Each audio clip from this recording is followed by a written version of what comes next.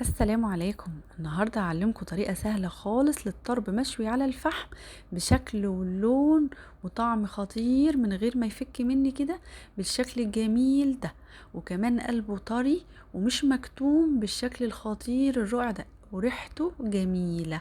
حضرت معايا بقى كده كيلو من اللحمة المفرومة، كده لحمة سمينة شوية. هبدأ أضيف عليها بقى التوابل بتاعتي.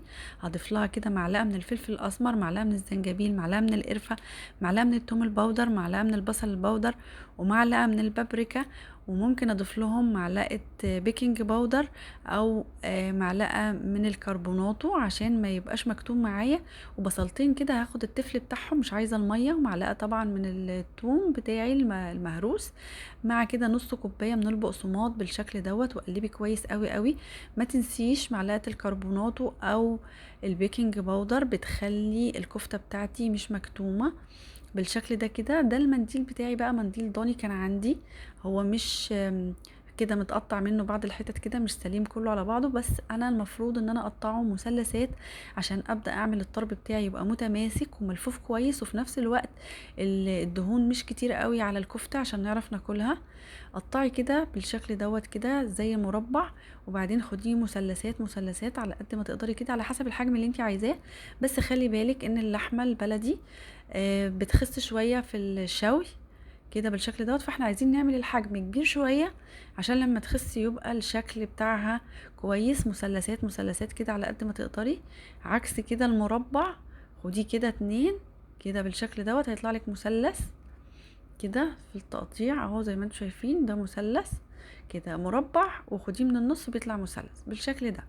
هوريكم بقى ازاي نلف المنديل الضاني ده. منديل ضاني هلفه ازاي على اللحمة. قاعدة المثلث كده هنحط فيها الكفتة بتاعتنا كده بالشكل دوت، وكأننا بنعمل ورق عنب. هنقفل من الجناب بالشكل ده كده، ونلف نلف نلف عشان المثلث الرفيع ده راس المثلث ما تلفش، ما تبقاش على الكفتايه كلها، فما تبقاش سمينه قوي، فتبقى الصباع كده في نفس الوقت ماسك، وكمان الدهون مش كتير وخفيفه. بصراحه منديل الضاني بيبقى احسن من المنديل بتاع البقره او الجاموسه، بيبقى خفيف شويه ورقيق بالشكل ده كده، وريحته في الشوي بتبقى خطيرة.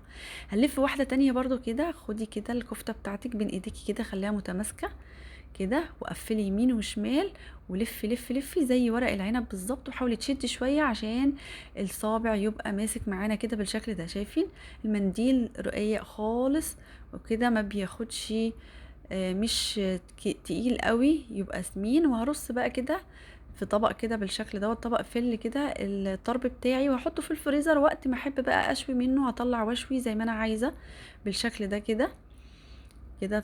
ده كيلو طرب كده، عمل لي حوالي 15 صباع كده من الطرب. وهقفل عليه بقى كده بالاسترتش واحطه في الفريزر جميل وجاهز في اي وقت حصل عندي عزومة عايزة اطلع كده اشوي. الموضوع سهل وبسيط خالص بالشكل الجميل ده. شايفينه عامل ازاي خطير. هبدأ بقى، كنت انا بشوي كده فراخ، وهشوي بعدها بقى الطرب بتاعي كده على الشبكة. هدهن الشبكة كده شوية زيت صغيرين عشان ما يلزقش الطرب بتاعي في الشبكة. وطبعا انا بسوي الطرب على صهد الفحم، مش فحم مولع بقى والنار مولعة، لا، انا كنت شاوية قبله فراخ وبعدين هحط الطرب. ما بياخدش حاجة بصراحة، ما بياخدش حوالي ربع ساعة بالظبط، بس المهم نقعد نقلب كل شوية عشان ما يتحرقش مننا. وبرص كده الطرب بتاعي زي ما انتوا شايفين كده. لو عايزين تحطوه على سيخ بتدخلوا السيخ في قلب الصباع الكفتة كده او الطرب. عايزين في شبكة، الشبكة اسهل بالنسبة لي بصراحة، وبقلب بسهولة خالص، وممكن اقفل عليه الشبكة واقلب، بيبقى سهل بالنسبة لي خالص وبسيط بالشكل ده. المهم كل شوية تقلبي تقلبي، كل 4 5 دقايق بالكتير تقلبي عشان ما يتحرقش منك بالشكل دوت كده. بصراحة الريحة كانت خطيرة، وانا بقفل عليه بغطا بقى كده عشان ريحة الفحم كده تبقى فيه حلوة قوي. شايفين الدخان؟ بصراحة الريحة كانت خطيرة وقلبة الدنيا خالص. وكل شوية كنت بقلب، اقلب يمين واقلب شمال، مش عايزاه يتحرق مني. انا بسويه على صهد، وطبعا الشواية بتاعتي عالية شوية عشان ما يبقاش قريب من النار بالشكل ده كده. شايفين؟ بصراحة كانت الريحة خطيرة كده، جميل، وكان طعمه تحفة. بدأت بعد ما استوى بقى كده بعد ربع ساعة، طلعته بقى بالشكل ده كده من الشبكة بمنتهى السهولة خالص، ما لزقش في الشبكة. شايفين مفيش صباع مفكوك خالص، كله ماسك نفسه كده بالشكل الجميل ده. مش عايزة اقول لكم الريحة كانت عاملة ازاي، ريحة المنديل الضاني ده مدياله ريحة خطيرة. زوقته بقى كده بالخضار كده زي ما انتم شايفين. تعالوا بقى ناكل واحدة مع بعض كده اوريكم قلبها طري ازاي. قلبها طري ومش مكتوم، وكان طعمه بصراحة خطير. لو عجبكم بقى الوصفة بتاعتنا، متنسوش تدعمونا بلايك وشير وسبسكرايب وتفعلوا زر الجرس.